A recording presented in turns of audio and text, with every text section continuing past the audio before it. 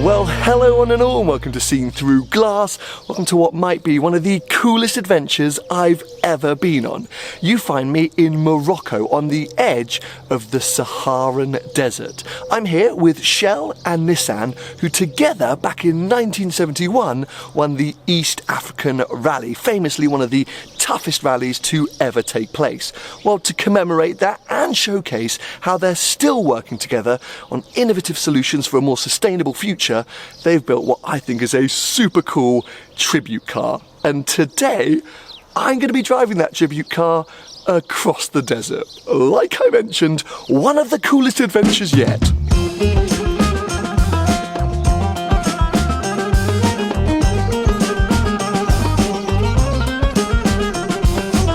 So here it is then, the car that I'm going to be driving across the desert, the Nissan Juke Rally. And I mean, on looks alone, I think this thing is one of the coolest cars I've ever seen. Long-term viewers of the channel will know if you stick rally lights on the front of a car, I will immediately love it. But this thing just screams adventure, and you know I am always ready for an adventure. This car was unveiled last year to celebrate the 50th anniversary of that quite dominant 1971 East African Safari Rally victory that Nissan and Shell achieved with the 240Z. This car has an identical livery to that 240Z, even with the historic Shell logo. Fundamentally, or at its base, this is a Juke hybrid. More on that later, but it has got a few mechanical changes and then a whole load of cosmetic ones. Sort of most noticeably, let's talk about the suspension. Of course, increased ride height to help house those huge tyres and wheels. Also, that sort of increased ground clearance means a slightly reprofiled front end so that we can go kind of dune bashing and not get caught up with our front bumper. Up here, more lights and this kind of awesome roof rack with, look, Juke Rally logo. Round the back, got rid of the glass of the rear hatch. We've got some spare wheels just in case things start to go a bit wrong on our adventures. Slightly sort of reprofiled or repositioned exhaust exits, giving that kind of motorsport feel. Then inside as well, not only do we have an absolutely huge hydraulic handbrake, which looks like a lot of fun, got the roll cage at the back, the harnesses, we've got radios in place. I mean, the thing is built for a purpose. It is a one of one, and I say just a sort of celebratory show car, but they haven't messed around here. Shell and Nissan have created something super cool, which I cannot wait to get behind the wheel of and go exploring in. Let's do this.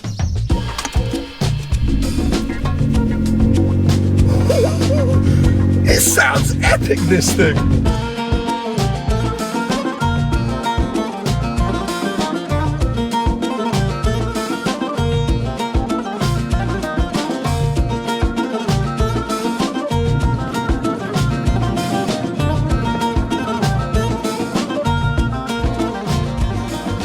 There are so many reasons why I'm so excited for today.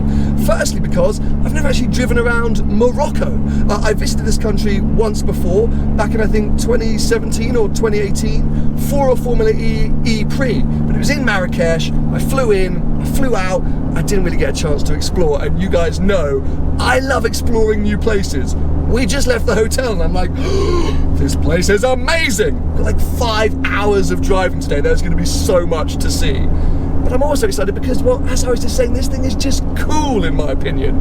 You take a relatively standard road car and make a kind of extreme rally-inspired version. It's just fun. And the fact it's Shell and Nissan that have done this, even though it's kind of a concept or a one-off, it's factory stamped, and that's just even cooler in my mind. Now, I know I mentioned it was a hybrid, and maybe some of you went, oh, bore off, but there are plenty of examples where hybrids and even full electric vehicles are proving competitive and exciting in competition rally and on the track. And you may have noticed the soundtrack. I mean, I don't know what Nissan have done to the exhaust of this thing, but it sounds nuts. It's just the full, I mean, look at me, I'm loving life.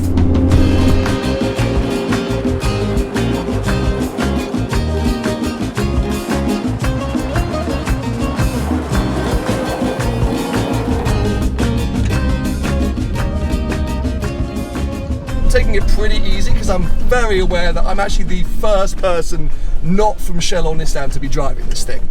And there are a few other people coming later in the week who are going to be doing what I'm doing, and last thing I want to do is roll this thing into a ditch. But, I mean, this is what I was hoping today was going to be like.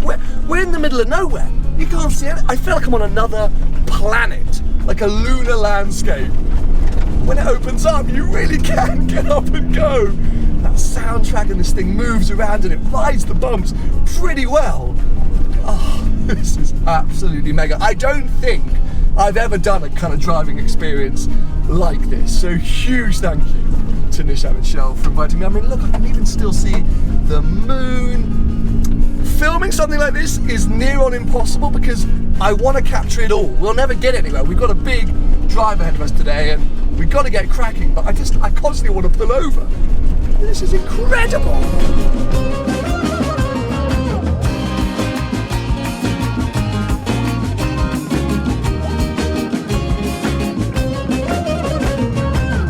Now, for any Hollywood film buffs, of which I consider myself one, I love a movie, I've come to a super cool location now. This has been used in many films over the years, including The Mummy and Spectre, the James Bond film. It's kind of a natural rock formation, which I think apparently was used as a bit of a settlement, well, centuries ago. You can see some of the rock walls which still stand. But yeah, just in the middle of nowhere, you stumble across it, and it looks dramatic, even if it's not in a movie. But yeah, very cool. As I say, it's a bit of a film nerd to be here now. Now, whilst this is fundamentally a show car, it does really benefit from Shell and Nissan's partnership, which I learnt last year is focused around their Formula E team. Motorsport has long proven being the perfect test bed for innovative new products that eventually funnel down to road cars. So the hybrid technology, the lubricants, the Shell Helix hybrid oil, even the fuel, the biofuel that powers this car, all sort of, stemmed from Shell and Nissan's, motorsport developments. So, to ensure that I kind of maximise this driving opportunity as much as this travel opportunity, just got a bit of off-camera briefing from one of the Nissan team here, who has done, well, too many Dakars to count, is specifically what he said. He was trying to sort of educate me on how to kind of, do high-speed driving on these loose surfaces. Now, there's kind of three main lessons. Firstly, look very far ahead. It's all about momentum when you're doing this kind of off-road, high-speed driving. So you need to look so far ahead in case there's any sort of potential dangers that you need to react to. Then, if you do need to react, it's not like track driving where you're flat out, then hard on the brakes, turn into the corner and go again. You sort of want to stab on the brakes so that you lose the speed, but then get back on the gas, because of course, when you hit the brakes, the car kind of shifts forwards and compresses the larger suspension we have on this car. And if you are still on the brakes, compressed suspension, as you head towards that divot or bump, there's a chance that that front end of the car is going to hit the divot. You're going to ground out. So you want to lose the speed and then get back on the gas to expand that suspension once again and clear the divot. So yeah, it's just about continuing the speed. And then the final sort of thing is, well, just have fun. The car's going to move around a bit. You're going to feel that. Go with it. It's a loose surface. You've got plenty of traction. You'll be fine. So yeah, we've now come to a bit of an open, wider section where we're going to hopefully do just that.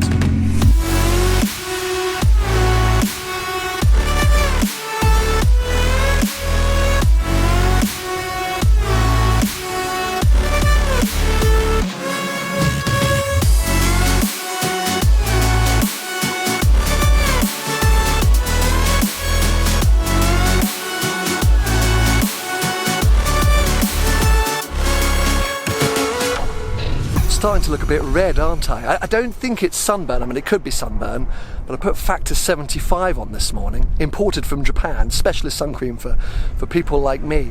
But it is 35 degrees out here, people, and driving this car fast, a loose surface, it's pretty intense. It gets the blood going, so I think that's what's going on. I just looked at the footage a second ago of that fast driving section, and I was kind of, really yelling and veins were popping. It's exciting. It's so much fun out here.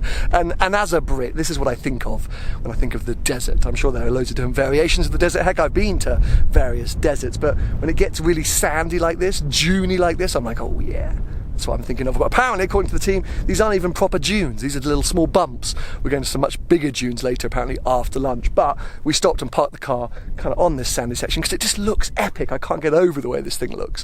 One thing I haven't talked too much about is the hybrid tech. I mentioned a second ago all the lubricants that Shell have developed for this thing. And I talked about the fact that it still sounds good with that exhaust. But of course, the other benefit you're getting from the hybrid powertrain is the kind of instant torque, the acceleration, which is great when you're out here on the loose surface. The pedal feels very responsive.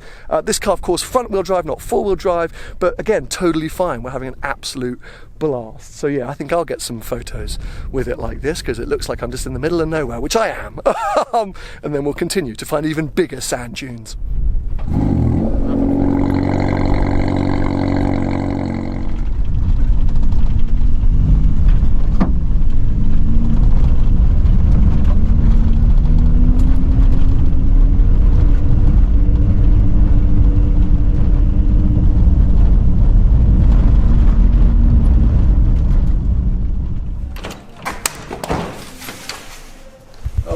God.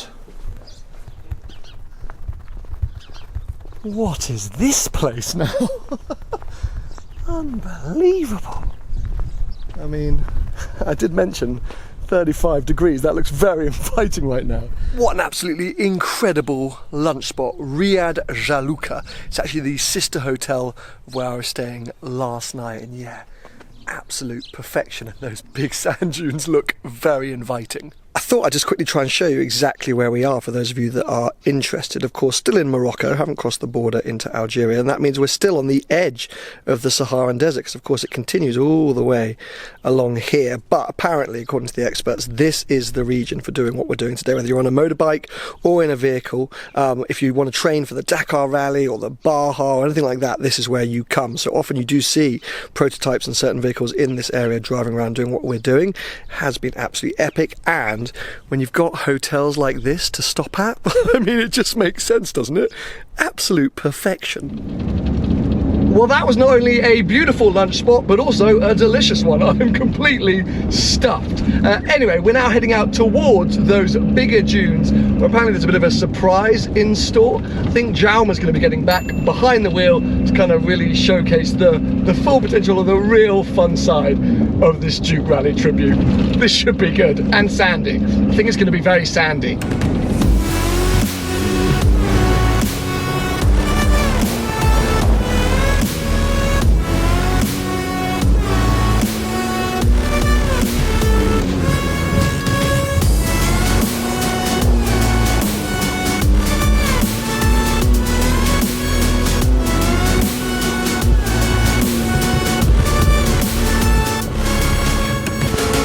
Well, Jaume is a full-on madman and a legend. I mean, we were just doing donuts in a front-wheel drive Juke Rally tribute. Oh, Morocco has just been absolutely stunning. But because it is Shell that brought me out here, I owe it to them just to tell you a little bit more about their role in helping to develop this car. I touched on it a bit before. It's all around the lubricants. Essentially, they developed a special oil Helix hybrid, which ensures the longevity of this hybrid. It's got antioxidant properties which ensure that the engine doesn't rust, and we can be out here thrashing the thing and it just keeps going.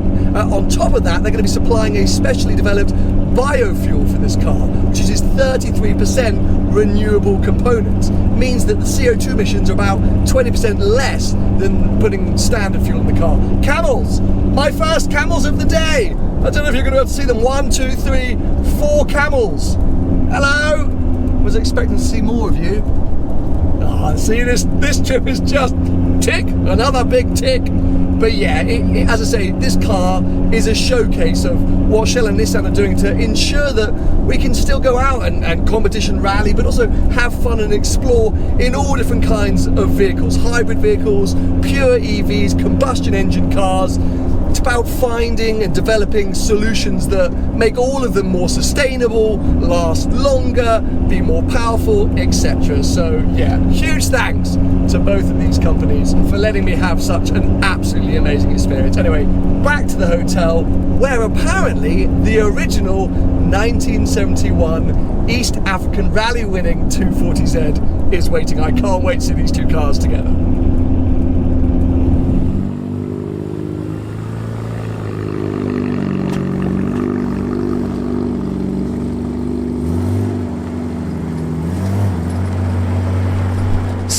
here we are then. I guess the whole reason we are here, the original East Africa Safari Rally winning 1971 Datsun 240Z. I mean, this thing, so cool. Look, don't get me wrong, I would love the analog experience of this thing, and it would have been epic taking this on today's route. But, I'm not sure I would have been loving that ground clearance. Honestly, some of the bumps we went over today, this thing was struggling. I had to slow right down. But this, I mean, you are low, but of course, of its era, absolutely dominating and still just so cool. It must be amazing to drive. Some sort of even more unique details on this car, I guess, which couldn't be incorporated or weren't incorporated onto the Juke Tribute. A few more spotlights as an example. And then also, look, I love these mud flaps, which I guess are more sand flaps, I suppose, rather than mud flaps. But yeah, absolutely mega. And as you can see, identical liveries. There is that Shell logo, just very cool and amazing to see them out here with this setting. What's kind of hilarious and sums up how special this country and these locations have been, that's the hotel just there.